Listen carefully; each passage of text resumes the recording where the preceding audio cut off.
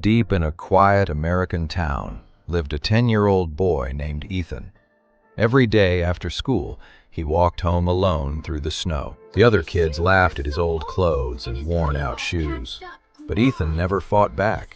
After losing his mother, he barely spoke at all. One freezing evening, Ethan heard a strange sound behind a dumpster, a weak growl hidden in the darkness.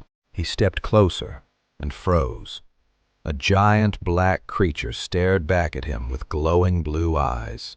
It looked dangerous. Its massive body trembled in the cold snow, and one of its legs was badly injured. Every instinct told Ethan to run away. But then, he remembered what hunger felt like.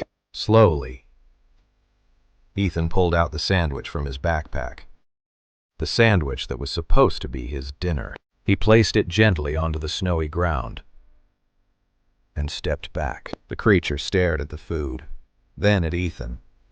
And carefully, it began to eat. That night, Ethan returned home hungry, but for the first time in months, he smiled. The next evening, Ethan returned to the alley, and the creature was waiting for him. Day after day, Ethan secretly brought food: old bread, leftover soup, tiny pieces of kindness. Slowly, the creature began to trust him. Ethan gave him a name: Shadow. As winter passed, something changed inside Ethan. Whenever Shadow was near, the sadness felt smaller. One snowy night, Ethan sat beside Shadow under the stars. With tears in his eyes, he whispered softly, "I miss my mom." Shadow gently rested his giant head on Ethan's shoulder, and for the first time since the funeral, Ethan cried.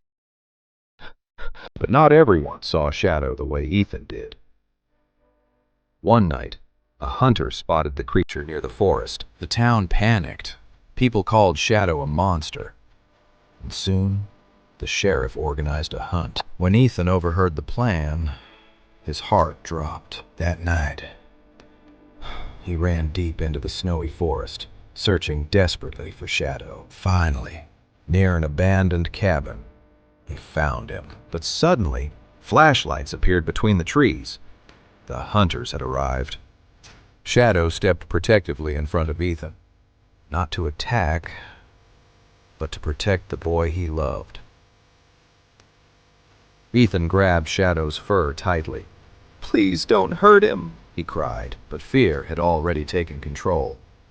A rifle fired through the freezing night. Shadow collapsed into the snow, shielding Ethan until the very end. The hunters slowly lowered their weapons, because now they finally understood. The creature had never been a monster. With fading blue eyes, Shadow looked at Ethan one final time. Peaceful, gentle, almost human. Months later, spring arrived. Ethan placed a small wooden sign beside the old cabin. To Shadow, the only one who stayed. When the world walked away, somewhere deep in the forest, a soft howl echoed through the wind.